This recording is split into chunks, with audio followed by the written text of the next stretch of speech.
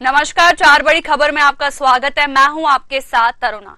आज की पहली खबर में हम बात करेंगे पहलगाम आतंकी हमले के बाद भारत ने पाकिस्तान को ऑपरेशन सिंदूर के तहत करारा जवाब दिया। बीकानेर में गुरुवार को एक जनसभा को संबोधित करते हुए प्रधानमंत्री नरेंद्र मोदी ने भी आतंकवाद के खिलाफ भारत के रुख को एक बार फिर साफ कर दिया। दूसरी बड़ी खबर, भारतीय विदेश मंत्री डॉक्टर एस जयशंकर ने पाकिस्तानी सेना के प्रमुख फील्ड मार्शल आसिम मुनीर पर तीखा हमला बोला और उन्हें धार्मिक कट्टरपंथी बता दिया। उन्होंने कहा कि पहलगाम आतंकी हमला उस कट्टरपंथी सोच का ही नतीजा है। तीसरी बड़ी खबर, दिल्ली में 25 मई को एनडीए शासित 21 राज्यों के मुख्यमंत्रियों की मौजूदगी में मुख्यमंत्री परिषद की बैठक होने जा रही है।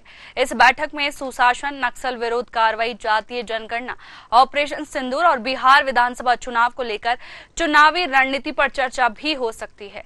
चौथी बड़ी खबर, उत्तर प्रदेश के मुख्यमंत्री योगी आदित्यनाथ ने अंतर्राष्ट्रीय जैव विविधता दिवस 2025 पर प्रकृति तथा तत्व विकास के साथ सामंजस्य थीम पर आयोजित राष्ट्रीय संगोष्ठी को संबोधित करते हुए कहा, जैव विविधता का हमारे जीवन में क्या महत्व है, इसे लेकर और भी कई बातें कही है। तो आइए शुरू करते हैं चार बड़ी खबरें।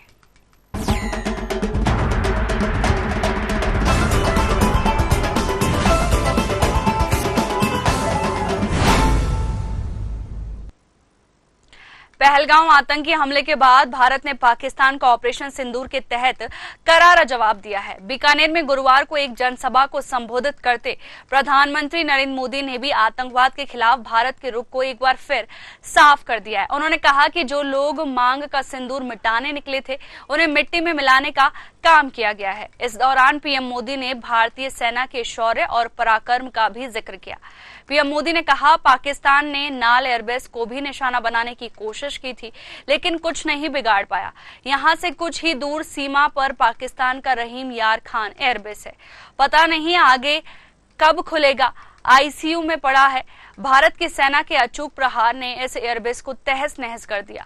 पीएम मोदी ने कहा कि मोदी का दिमाग ठंडा रहता है, लेकिन मोदी का लहू गर्म होता है और अब तो मोदी की नसों में लहू नहीं, गर्म सिंदूर बह रहा है।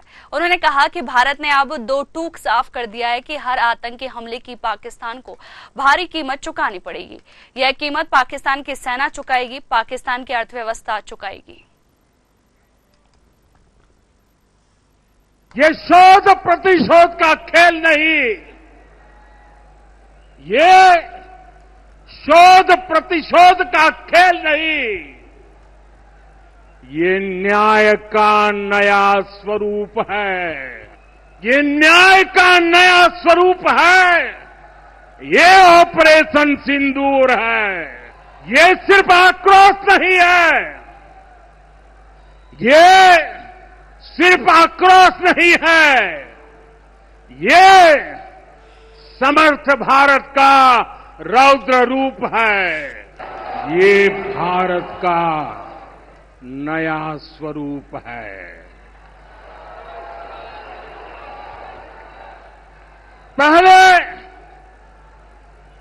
पहले घर में घुसकर किया था वार, पहले घर में घुसकर किया था वार, अब सीधा सीने पर किया प्रहार है। इस खबर पर ज्यादा जानकारी के लिए हमारे साथ राजनीतिक विश्लेषक नितिन श्रीवास्तव जी जुड़ गए। नितिन जी, आपका बहुत बहुत स्वागत है न्यूज आवर 24x7 पर। पीएम मोदी ने बीकानेर में जनसभा की और उसी दौरान वे काफी आक्रोशित रहे और होना बनता भी है, क्योंकि उन्होंने पाकिस्तान पर निशाना साधा। साथ ही कहा कि पीएम मोदी की नसों में खून नहीं बल्कि सिंदूर बह रहा है। बिल्कुल, देखिए तरुणा, ये बड़ी बात है क्योंकि जिस तरीके से एक ऑपरेशन सिंदूर के बाद में पहली बड़ी रैली को नरेंद्र मोदी संबोधित कर रहे थे, वहां सरकारी कार्यक्रम के तहत गए थे और वहां पर उन्होंने न सिर्फ सेना के बीच में जो है जोश भरने की काम किया, बल्कि देशवासियों को भी पूरी तरीके से जोश से सराबोर कर दिया। नरेंद्र मोदी ने साफ तौर पर कहा है कि जिस तरीके से सेना ने पराक्रम दिखाते हुए ऑपरेशन सिंदूर को अंजाम दिया, उससे न सिर्फ पाकिस्तान टूटा है बल्कि पाकिस्तान की सेना टूटी है, पाकिस्तान की अर्थव्यवस्था टूटी है। और यही वजह है कि नरेंद्र मोदी की नसों में अब खून नहीं सिंदूर दौड़ रहा है। यानी कि उन्होंने जोश भरने की कोशिश की है न सिर्फ बल्कि देशवासियों में और पूरे देश में। जाहिर सी बात है, जिस तरीके से भारतीय सेना ने अपने शौर्य का जो इजहार किया है, उससे न सिर्फ पूरा देश बल्कि प्रधानमंत्री नरेंद्र मोदी समेत सभी लोग जश्न मना रहे हैं। और जिस तरीके से पाकिस्तान को आतंक के मुद्दे पर लगातार मुंह की खानी पड़ी है, तो उसको देखते हुए नरेंद्र मोदी ने तीखा हमला बोला है। ये भी उन्होंने कहा है कि जिस तरीके से ऑपरेशन सिंदूर को भारतीय सेना ने अंजाम दिया है, उसके बाद से पाकिस्तान की जो अर्थव्यवस्था है वो पूरी तरीके से सरमरा गई है। और ये अर्थव्यवस्था का कारण रहेगा कि न सिर्फ सेना बल्कि वहां की जो आम जनमानस है उसको भी इसका खामियाजा भुगतना पड़ेगा। तो जाहिर सी बात है कि ऑपरेशन सिंदूर जाहिर सी बात है कि अभी खत्म नहीं हुआ है, और ऐसी स्थिति में नरेंद्र मोदी का लगातार पाकिस्तान पर हमला बोलना इस बात की ओर साफ संकेत है कि अगर आने वाले समय में किसी तरह की कोई गड़बड़ी पाकिस्तान करता है तो इससे भी सख्त से सख्त कार्रवाई जो है भारतीय सेना और भारत सरकार जो है करने जा रही है, ऐसा भी उनके बयान से समझा जा सकता है। तो खासा महत्वपूर्ण बयान है, और माना जा रहा है कि बीकानेर जो कि एक तरीके से पाकिस्तान का बॉर्डर क्षेत्र है, वहां से वो गर्जे हैं पाकिस्तान पर। ऐसी स्थिति में नरेंद्र मोदी के बयान की कई मायने हैं, और माना जा रहा है कि आने वाले समय में उस सेना को लेकर के और भी कई बड़ी घोषणाएं कर सकते हैं। तरुणा जी, ऑपरेशन सिंदूर के जरिए जो भारत की सेना है उसने मुंह तोड़ जवाब दिया है, साथ ही जो पाकिस्तान ने जो भारत पर वार किया था उसका मुंह तोड़ जवाब दिया, और जो भारत की सेना है उसका शौर्य और पराक्रम भी देखने को मिला है, क्योंकि जो भारत है काफी ज्यादा मजबूती के साथ लड़ा था और आगे भी लड़ता रहेगा। ये पीएम नरेंद्र मोदी ने वापस से सभा के दौरान दोहराया है।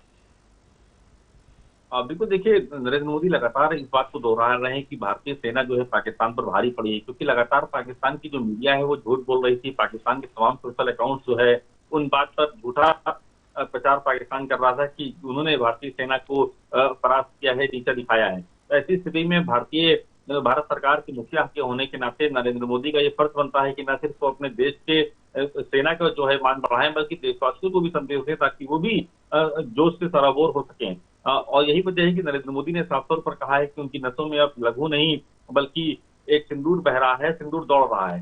तो जाहिर सी बात है कि पूरा देश जो है जोश में है, और ऐसी स्थिति में नरेंद्र मोदी चाहते हैं कि जो जोश है वो लगातार बना रहे, ताकि आने वाले समय में अगर पाकिस्तान फिर कोई जरूरत करता है तो उसको मुंह की खानी पड़े और सख्त से सख्त कार्रवाई हो।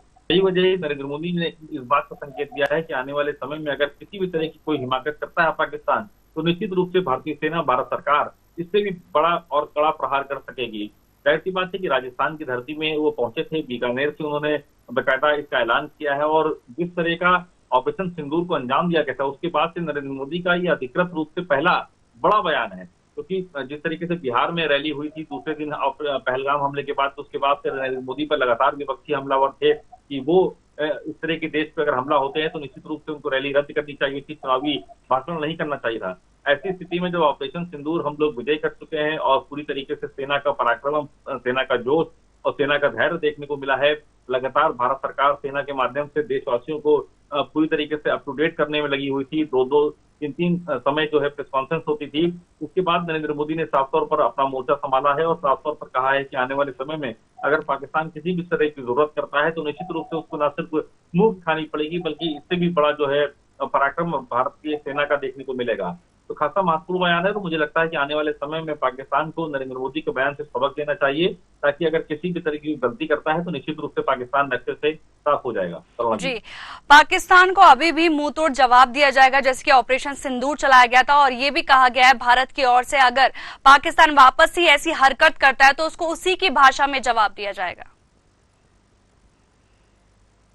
बिल्कुल, जैसा मैंने पहले कहा, नरेंद्र मोदी का ये जोश भरा जो है वो एक भाषण था, और उन्होंने साफ तौर पर कहा है कि अगर किसी भी तरह की पाकिस्तान हिमाकत करता है, आतंकवाद को अगर फिर से सरपरस्ती करता है पाकिस्तान, तो निश्चित रूप से इस बार और भी बड़ी और कड़ी कार्रवाई होगी। तो जाहिर सी बात है कि न सिर्फ नरेंद्र मोदी के बयान से भारतीय सेना में जोश गया है, बल्कि एक एक भारतीय में जो है जोश भरने का काम प्रधानमंत्री नरेंद्र मोदी ने किया है। उनको बखूबी पता है कि आखिरकार कब बयान कौन सा देना है, ताकि देश के जो आम जनमानस है वो पूरी तरीके से जोश से सराबोर हो सके।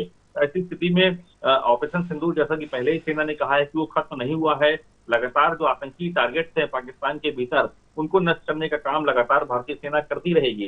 तो ऐसी स्थिति में नरेंद्र मोदी का यह बयान निश्चित रूप से आने वाले समय में बड़ी और कड़ी कार्रवाई के संकेत दे रहा है। और नरेंद्र मोदी ने साफ तौर पर अल्टीमेटम भी दिया पाकिस्तान को, अगर कि वो अपनी धरती से पाकिस्तान को सरपरस्ती करना अगर बंद नहीं करता, आतंकी फैक्ट्री नष्ट नहीं करता, आतंकियों के ट्रेनिंग कैंप नष्ट नहीं करता, तो निश्चित रूप से भारत सरकार और भारतीय सेना ऐसी कार्रवाई करेगी जो एक पूरे विश्व में नजीर बन सकेगी, और उससे न सिर्फ नजीर बन सकेगी बल्कि पाकिस्तान भी कहीं ना कहीं अपने नक्शे से साफ हो जाएगा।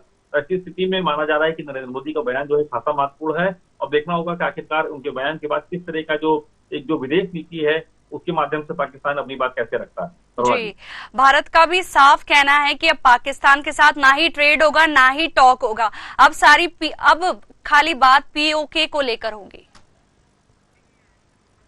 बिल्कुल, देखिए पीओके को लेकर के मसला काफी पुराना है और इस बात भी माना जा रहा था कि जिस तरह से पाकिस्तान की सेना ने लगातार निहत्थों पर बम और बारूद बरसाना शुरू किए थे, उसके बाद पीओके का मसला थोड़ा सा जो है वो और संवेदनशील हो गया था।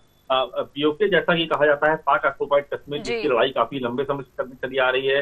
इसके पहले आर्टिकल के जरिए जम्मू कश्मीर में जो एक बहाली हुई थी वहां पे एलजी शासन लगा है, फिर मुख्यमंत्री हैं। ऐसी स्थिति में लगातार भारत सरकार ये चाहती है कि जम्मू कश्मीर में बहाली हो सके और जो पाक ऑक्युपाइड कश्मीर है वो भारत का हिस्सा बन सके। तो तमाम ऐसे कार्रवाई को लेकर के संदेश देना चाहते हैं नरेंद्र मोदी और ये भी कह रहे हैं कि अगर किसी तरह की कोई हिमाकत करता है तो निश्चित रूप से वो पाकिस्तान के भीतर घुस करके भारतीय सेना जो है वो पाकिस्तान को परास्त करेगी। तो आने वाले समय में इनके बयान को लेकर के क्या कुछ मायने निकाले जाने हैं वो देखने को मिलेंगे, लेकिन फिलहाल एक बात साफ है कि अगर पाकिस्तान की सेना जो है किसी भी तरह से या आतंकवाद के जरिए अगर बढ़ावा भारत पर हमला करती है या किसी तरह का आक्रमण करती है तो निश्चित रूप से भारतीय सेना, भारत सरकार उसका कड़ा से कड़ा जो है जवाब, उससे कड़ी से कड़ी कार्रवाई करने को तैयार है।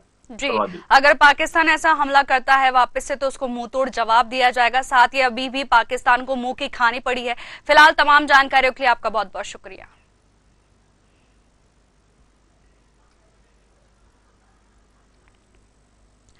भारतीय विदेश मंत्री डॉक्टर एस जयशंकर ने पाकिस्तानी सेना के प्रमुख फील्ड मार्शल आसिम मुनीर पर तीखा हमला बोला है और उन्हें धार्मिक कट्टरपंथी बता दिया। उन्होंने कहा कि पहलगाम आतंकी हमला उस कट्टरपंथी सोच का ही नतीजा है। नीदरलैंड के समय वार्ता में डॉक्टर जयशंकर ने कहा कि भारत ने संयुक्त राष्ट्र द्वारा जारी किए गए आतंकी ठिकानों को ही निशाना बनाया है। पहलगाम आतंकी हमले पर डॉक्टर जयशंकर ने कहा कि भारतीय क्षेत्र जम्मू कश्मीर में बर्बर आतंकी हमला किया गया, जहां 26 निर्दोष पर्यटकों की हत्या कर दी गई। यह हमला कश्मीर की अर्थव्यवस्था पर किया गया था क्योंकि कश्मीर की अर्थव्यवस्था पर्यटन पर ही आधारित है। हमले के द्वारा धार्मिक भेदभाव को बढ़ाने की कोशिश की गई और लोगों को धर्म पूछकर मारा गया। पाकिस्तान की सेना के जो प्रमुख है वो खुद धार्मिक कट्टरपंथी है। पहलगांव में हुआ आतंकी हमला उस कट्टरपंथी सोच का नतीजा है। विदेश मंत्री ने कहा कि पहलगांव हमले में पीछे टीआरएफ और लश्कर-ए-तैयबा जैसे आतंकी संगठन है और टीआरएफ ने हमले की जिम्मेदारी भी ली है। उन्होंने कहा कि भारत ने संयुक्त राष्ट्र सुरक्षा परिषद को 2023-2024 में टीआरएफ पर प्रतिबंध लगाने की मांग की थी। वहीं इस खबर पर ज्यादा चर्चा के लिए हमारे साथ राजनीतिक विश्लेषक दिलीप यशवर्धन जी जुड़ गए। दिलीप जी, आपका बहुत बहुत स्वागत है न्यूज आवर 24x7 पर। जैसे कि विदेश मंत्री डॉक्टर एस जयशंकर ने बड़ा बयान दिया है और वहां के जो मार्शल है आसिफ मुनीर पर बड़ा प्रहार बोला है और कहा है कि वो कट्टरपंथी है और उन्हीं की वजह से ऐसी घटनाएं हुई है, साथ ही पहलगाम की जो घटना देखने को मिली है।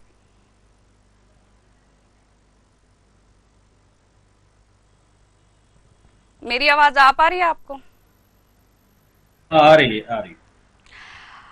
विदेश मंत्री डॉक्टर एस जयशंकर ने बड़ा बयान दिया है और आसिफ मुनीर को कहा है कि वो कट्टरपंथी है। इसको लेकर क्या कहेंगे?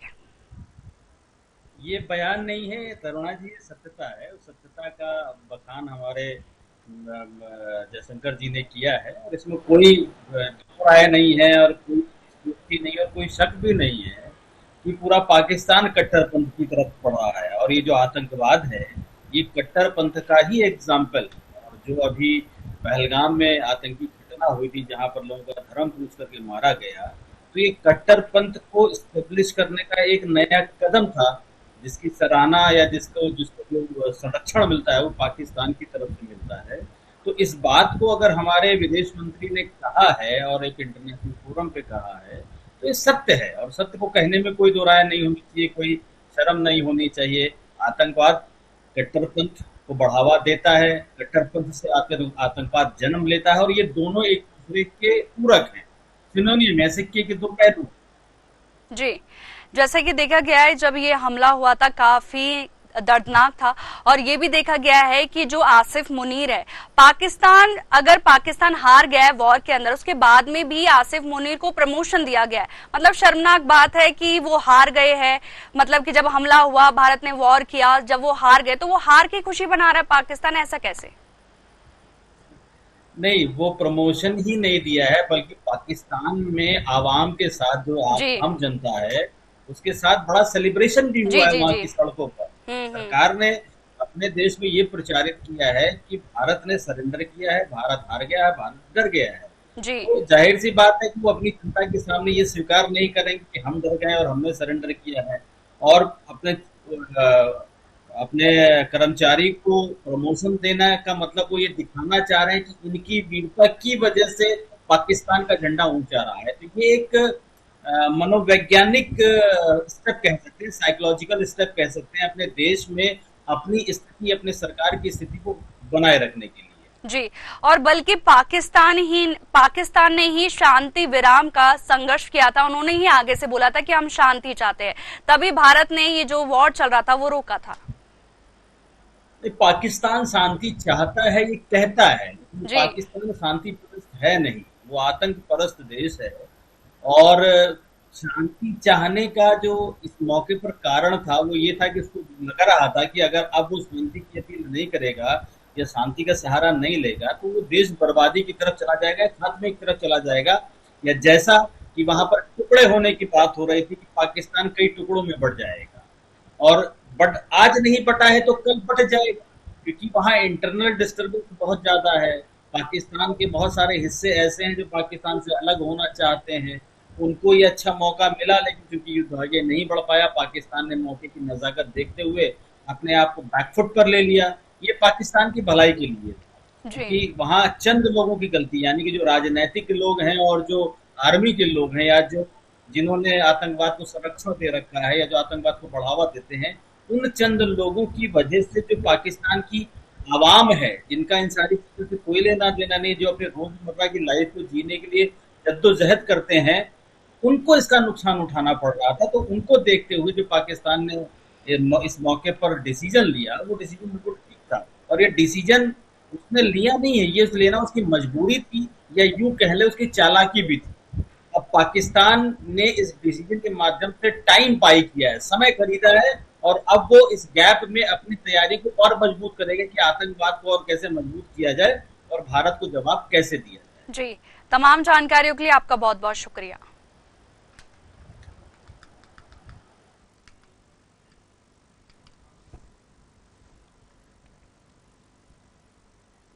दिल्ली में 25 मई को एनडीए शासित 21 राज्यों के मुख्यमंत्रियों की मौजूदगी में मुख्यमंत्री परिषद की बैठक होने जा रही है। इस बैठक में सुशासन, नक्सल विरुद्ध कार्रवाई, जातीय जनगणना, ऑपरेशन सिंदूर और बिहार विधानसभा चुनाव को लेकर चुनावी रणनीति पर चर्चा हो सकती है, जिसमें एनडीए शासित 21 राज्यों और केंद्र शासित प्रदेशों के मुख्यमंत्री ही नहीं, उप मुख्यमंत्री और केंद्र सरकार के वरिष्ठ मंत्री मौजूद रहेंगे।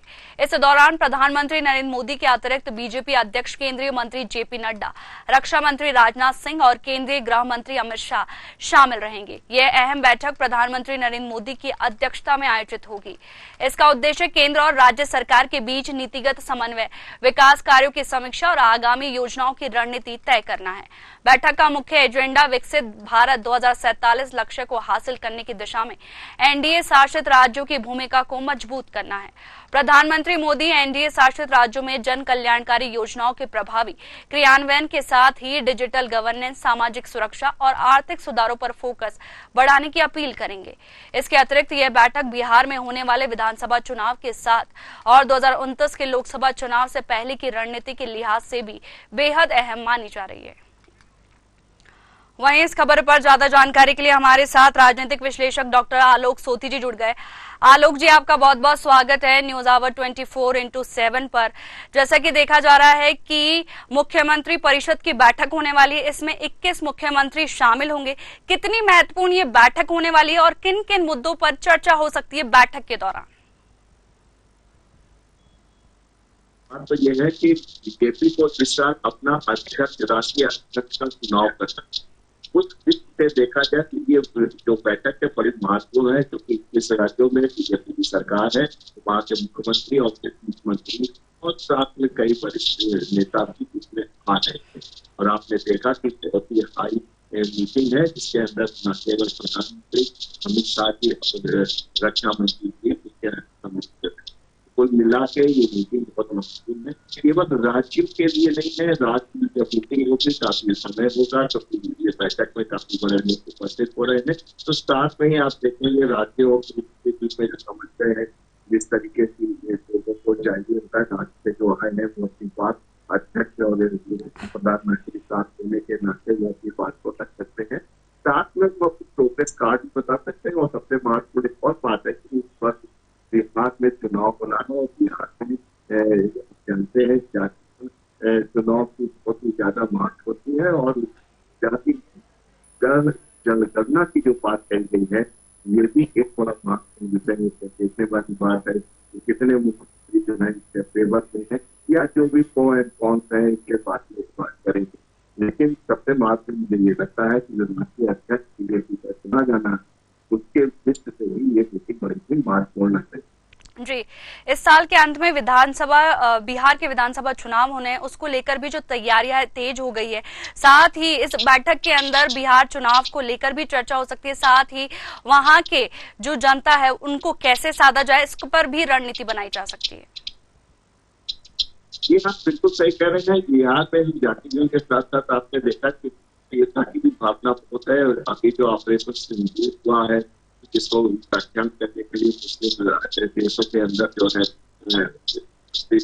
जा रहा है, जो मंत्रिमंडल है वो काफी सांसद है जो वहां साथ में एक प्रकार की प्रक्रिया राज्यों में सांसद है जो मंत्री है वो बिहार राज्य में जाएंगे और सेंट्रल ऑपरेशन के बारे में आम जनता के ऊपर मैदान में बिल्कुल सही आप कहने बोलना जी कि राष्ट्रीय जो बिहार के चुनाव है वो जाति होते हैं, तो जाति को भी साथ रखना। और साथ में राष्ट्रीयता में जो ऑपरेशन सिंदूर हुआ, इसकी बात भी चर्चा तक पहुंचाई जाएगी। जी, तमाम जानकारियों के लिए आपका बहुत बहुत शुक्रिया।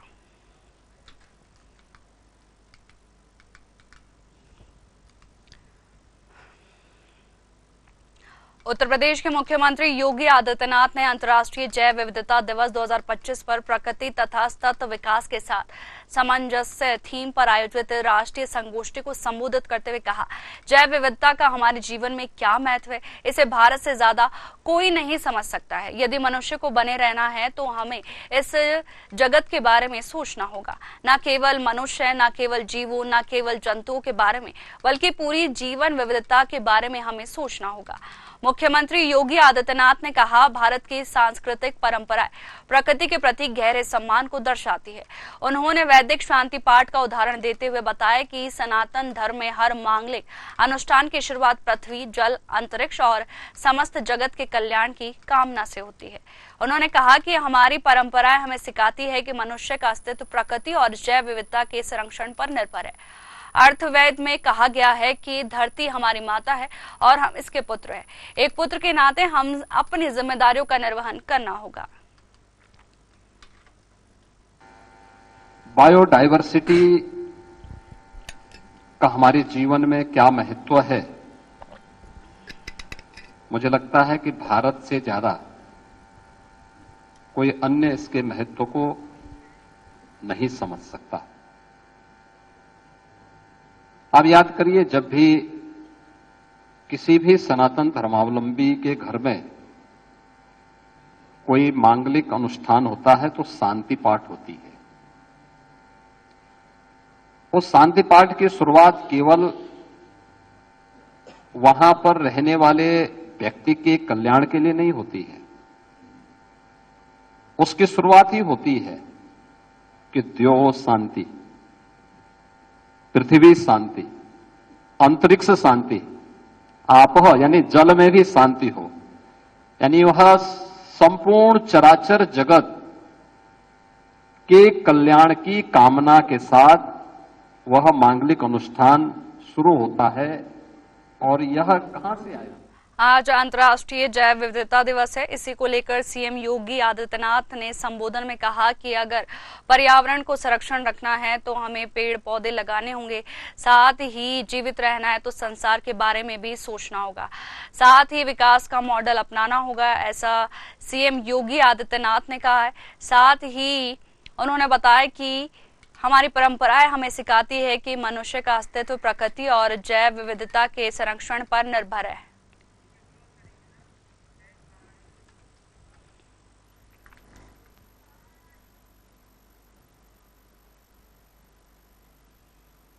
फिलहाल 4 बड़ी खबरों में इतना ही। मुझे दीजिए इजाजत। नमस्कार।